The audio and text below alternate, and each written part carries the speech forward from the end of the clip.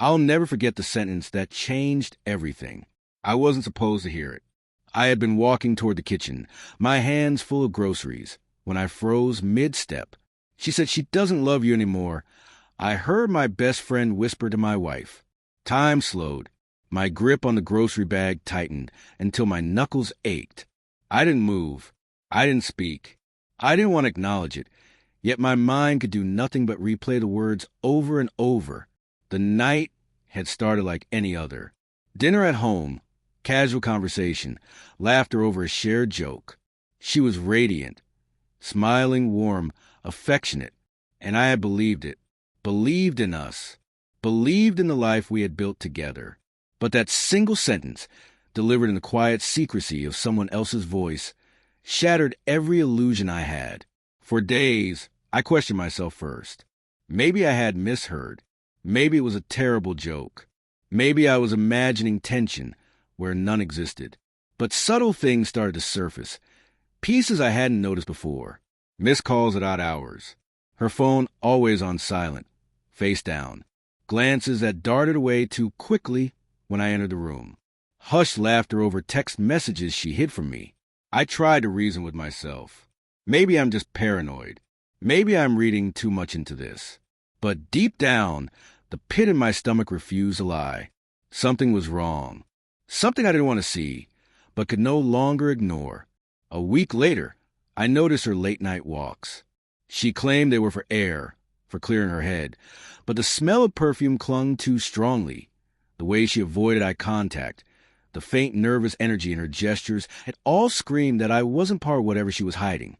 One night, curiosity overtook reason.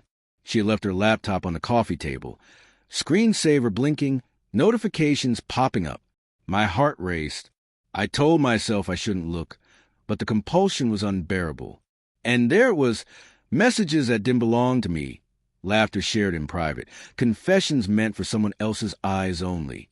I remembered every touch, every word, every quiet morning that now felt rehearsed, like a performance I believed in, every smile she had given me, every whispered, "I love you," suddenly hollow. When I finally confronted her, I didn't yell. I didn't scream. I just said one sentence. "I heard you." Her eyes widened. She opened her mouth, closed it again, as though fumbling for words that wouldn't come. The room filled with a silence heavier than anything I had experienced.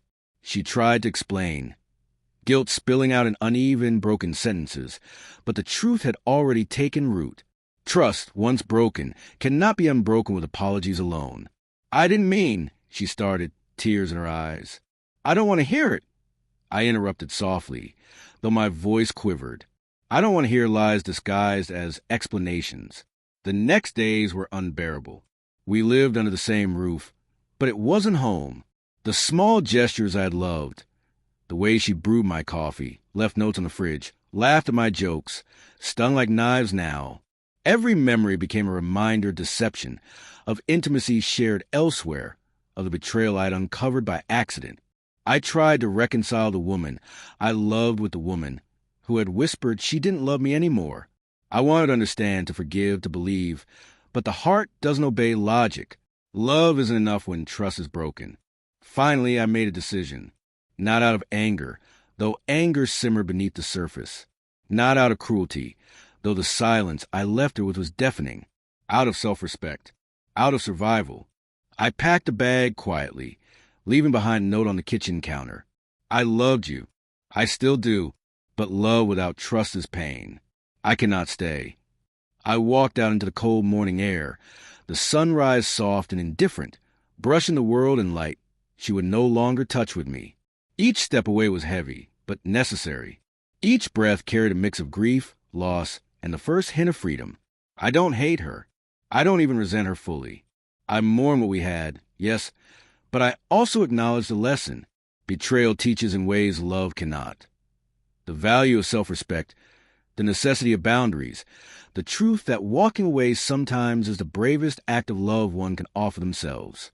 That silence I left her in, the quiet of a home where words could no longer heal, was not cruelty. It was clarity.